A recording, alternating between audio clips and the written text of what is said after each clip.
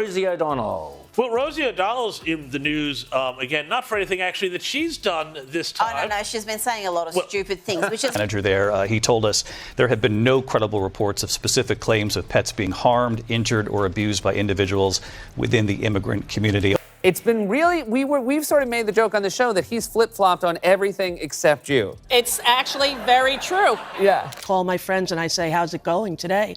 And they're like, it's worse every day. I feel like we're in a dystopian nightmare and no one is doing anything about it. What happens when Rosie O'Donnell catches Donald Trump making outrageous claims on live TV? Hint, it involves a brutal insult, a viral photo, and the media fact-checking Trump in real time. You see, I'm a little edgy. Yeah. I spend like pretty much 90% of my waking hours tweeting hatred towards this administration. Yeah, well, now I want to... You won't believe how quickly this turned into a meltdown. Before we move on, I will like you to subscribe to the channel and like the video. Donald Trump isn't exactly known for his subtlety, but during a debate recently, he hit a new level of bizarre. Out of nowhere, he brought up a claim that immigrants were coming into the country and, according to him, eating dogs and cats. In Springfield, they're eating the dogs, the people that came in. They're eating the cats. They're eating the pets. Yes, you heard that right. Pets. For a brief moment, it seemed like even the cameras didn't know how to respond because the silence in the room said it all. Imagine being at home, tuning in, and suddenly hearing that. Commentators were visibly stunned. A few even exchanged awkward glances that practically screamed, did he really just say that?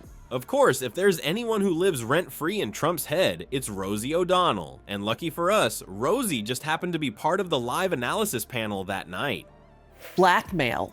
That Trump threatened them with lawsuits that were bogus, and they gave him millions of dollars. As soon as that happened, they're done as a media company. That is a two-way street because Donald Trump has been mad at you for a very long time. Over a decade. Over a decade. Now for context, Rosie's been a thorn in Trump's side for years. Their public feud is legendary, but last night's exchange definitely cranked it up several notches. As Trump continued on his random tangent, you could see her face slowly shift from disbelief to amusement, like someone watching a clown try too hard at a birthday party. Then came her response, a single sentence delivered straight face. She called Trump a crazy demented uncle. And let's just say, the internet took that phrase and ran with it. And he said, just want you to know, I've forgiven her. And this young woman, I'm like, what is he, the pimp? And she's the prostitute? And who is he? Because that's what he has the power now to demand that people lose their jobs, to call out private citizens like myself. But what made this even more hysterical was what she did next. Rosie, being Rosie, posted a zoomed-in photo of Trump mid-rant, captioning it with nothing but the word unhinged. Mrs. Donald Trump described you as a threat to humanity. I know. And it turns out you're a lifesaver instead. Exactly. I was like, in Ireland, I'm not a threat to humanity. I was shocked. I really was. But this is what an authoritarian government does. This is what they do. They try to silence the artists. They try to silence the truth tellers. The photo, not particularly flattering to say the least. Within minutes, it was everywhere. Memes flooded social media, with captions ranging from when you stub your toe on live TV to Grumpy Trumpy strikes again. A punchline in all of his jokes. I know. And he's a very unbalanced individual, and it's very dangerous to be in his target range. Celebrities couldn't resist chiming in either. Comedian Wanda Sykes tweeted that Trump looked like he'd just seen himself in a mirror for the first time in years. Even some politicians joined in, with one senator sarcastically calling the moment a new low for televised debates. And while Rosie's savage critique dominated attention, it wasn't the only blow Trump faced that evening. As soon as Donald Trump dropped his wild claim about immigrants eating pets, the media wasted no time pushing back. On live TV, ABC News anchor David Muir stepped in to fact-check Trump right then and there. Calm and composed, Muir pointed out that a city official from Springfield, Ohio had confirmed no credible reports of anything remotely close to what Trump was describing. It was a clear, direct attempt to inject some reality. Here, this is The people on television say my dog was taken, and used for food. So maybe he said that, and maybe that's a good thing to say for a city manager. There, he told us there have been no credible reports of specific claims of pets being harmed, injured, or abused by individuals within the immigrant community. But Trump wasn't having it. Instead of stepping back or clarifying, he doubled down. He hit the audience with yet another bizarre statement. People on television say my dog was taken and used for food. You could feel the collective cringe ripple through the room. This wasn't just embarrassing, it was surreal. Imagine being fact-checked in real time by a major news anchor with verified information and still refusing to admit defeat. It didn't help that Trump's tone made it sound like he was starring in some low-budget horror movie about neighborhood pets vanishing. Meanwhile, online, people couldn't stop talking about how ridiculous the whole thing was. Because of him, I read Project 2025. That was pretty much the foundation of what he wanted to do, and I said, I have to get out of here.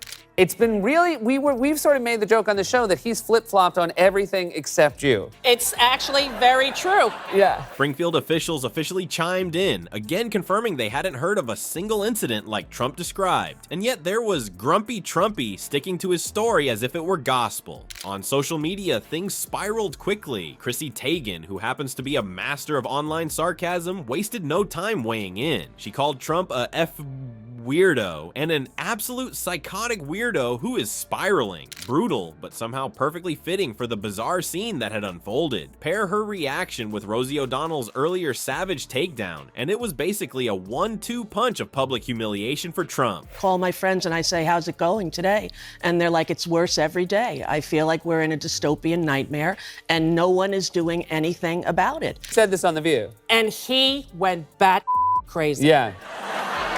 And stayed that way. Stayed that way. Yeah. And this is what they do. They try to silence people, and they put the fear of God in everyone that they're going to lose their jobs. The memes, the clips, the commentary, it all flooded the internet within minutes. Everyone from late-night comedians to political commentators joined in, riffing on the absurdity of the situation. By the time the dust settled, one thing was clear. Anything Trump had hoped to accomplish politically that night was buried under a tsunami of ridicule. His meltdown wasn't just a viral moment. It was a punchline plastered everywhere. That he is bankrupt 4 times, that he got all his money from his father, and that he notoriously cheats private contractors out of their money. Yeah. At moments like that, you really feel as though like God is somehow in your life and helping you get to the places you need to be. The pushback Trump faced wasn't just swift, it was brutal. Rosie O'Donnell and Chrissy Teigen didn't stop at criticizing him. They turned his bizarre claims into a public spectacle, leaving no room for the misinformation to breathe. Rosie's viral photo and Chrissy's sharp words amplified what media fact-checking had already started. And the real kicker? It all happened in real time.